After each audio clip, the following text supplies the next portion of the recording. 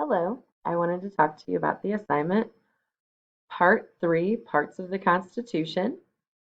All right, make sure you put your name up here in the name box, and then I'll explain how to do everything else. All right, for Part 3, you're going to use your knowledge from the two readings we've done in class. You had reading number 1, which talked about the preamble, and then Articles 1, 2, and 3 of the U.S. Constitution. And then you had reading number 2, which was about Articles 4, 5, 6, 7, and the amendments. And what you will do below, you have two different sections. You're going to place the correct letter in the table next to its description. So right here we have, we'll do number 3 together.